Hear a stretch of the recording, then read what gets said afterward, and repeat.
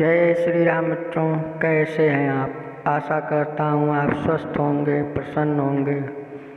फलित ज्योतिष में संतान कष्ट या संतान का अभाव एक प्रकार से सारे कृष्ण पक्ष को ही अशुभ माना है।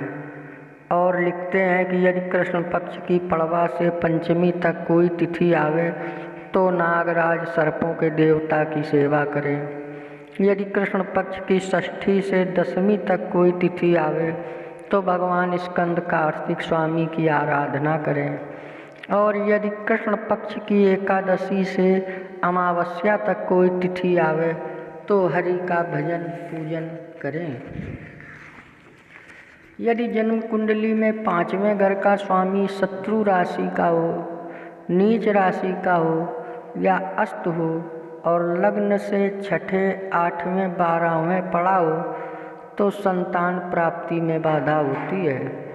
इसी प्रकार कोई ग्रह नीच राशि, शत्रु राशि या अस्त होकर पंचम में बैठा हो या 8वें, 12वें घर का मालिक होकर 5वें घर में बैठ जावे तो भी पुत्र का अभाव या पुत्र कष्ट करता है।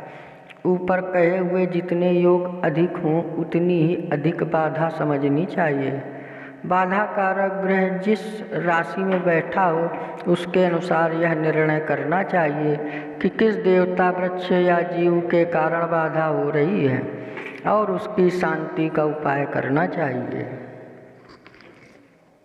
यदि संतान बाधा कारक ग्रह सूर्य है तो समझना चाहिए कि भगवान शंभु और गरुड़ से द्रोह करने के कारण या पुत्रों के शाप का फल है।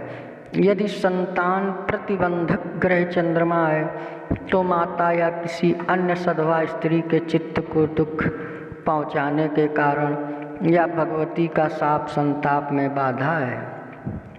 यदि संतान प्रतिबंधक ग्रह मंगल हो तो ग्राम देवता भगवान कार्तिक स्वामी के प्रति अवज्ञा से या शत्रुओं अथवा भाई बंधुओं के शाप से संतान कष्ट है।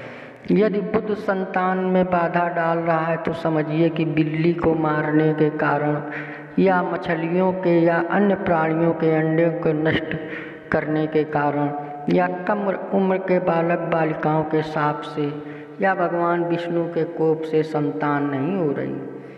यदि जन्म कुंडली में बृहस्पति बिगड़ा हुआ है और उसके कारण संतान नहीं हो रही है तो इस व्यक्ति ने इस जन्म में या पूर्व जन्म में फलदार वृक्षों को कटाया है या अपने कुलु गुरु या कुलु पुरोहित से द्रोह किया है। यदि शुक्र के कारण संतान नहीं हो रही है तो समझिए कि इस व्यक्ति ने पुष्प के वृक्षों को कटवाया है या गौ के प्रति कोई पाप किया है अथवा किसी साध्वी स्त्री के शाप से ऐसा हुआ है। प्रायः ऐसी स्थिति में यक्षिणी का शाप समझना चाहिए। यदि जन्म कुंडली में शनि बिगड़ा हुआ है तो समझिए कि इसने पीपल के पेड़ कटवाए और पिशाच, प्रेत तथा यमराज के शाप से ऐसा हुआ है। मृत आत्मा को प्रेत कहते हैं। ये था फलित ज्योतिष में पीपल के वृक्ष कटवाने, भूत प्रेत पिशाच से संतान बाधा आदि की विस्तृत जानकारी। अगर आप हमारे चैनल में नए आए हों तो सब्सक्राइब करें, लाइक करें, शेयर करें। जय श्री राम।